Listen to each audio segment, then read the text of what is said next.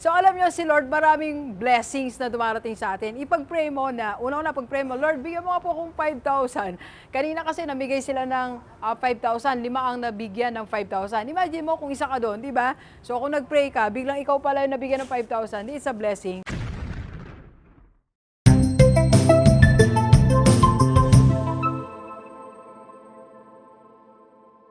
Okay, so Gilivers, katatapos ng ating seminar, DSOB, Teachers Congress, salamat po. Salamat po, Father, sa lahat ng mga bumubuo ng schools. So tayo ang kanilang keynote speaker today, no? So pinag-usapan natin financial literacy. So mag-share lang ako kung ano yung mga pwede natin gawin. Sa lahat ng mga empleyado, teachers, nasa office, admin, or kung saan man tayo nagtatrabaho, basta empleyado, paano nga ba tayo magsisimula ng financial literacy? Alam nyo, ito, suggestion ko, kasi kanina sa workshop, nagka-workshop kami, so nagbigay ako ng mga exercises, then sila din nag-sharing. So start with your 5,000 pesos. Yes.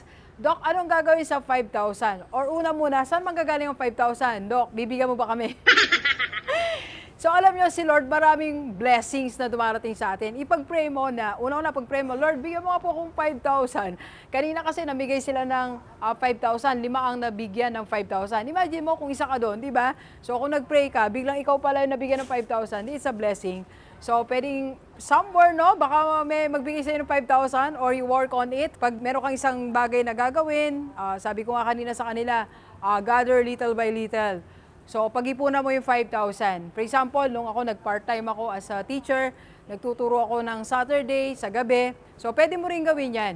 So, hanggang you have your 5,000. Okay? So, Doc, anong gagawin ko ng 5,000?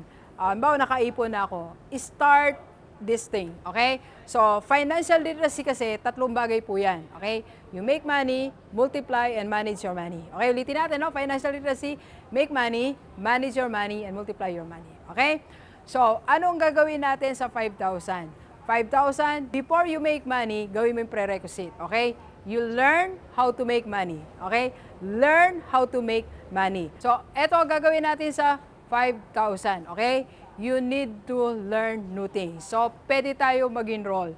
Huwag kang manghinayang sa 5,000. Mag-enroll ka sa isang online course. Alright? So, or bumili ka ng mga 3 books about finances, about financial literacy, about money formula.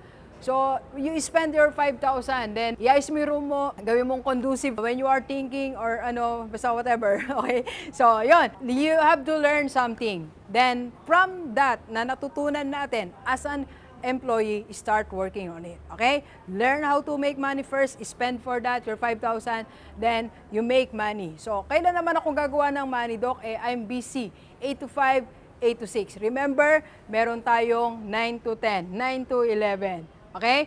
Doc, wala ng tao nun. Hindi po totoo. This is the time na napakadali na magkaroon ng sideline. This era, this season of our mankind, no? Ang dali pong magkaroon ng sideline. So sa gabi, you work on that, okay?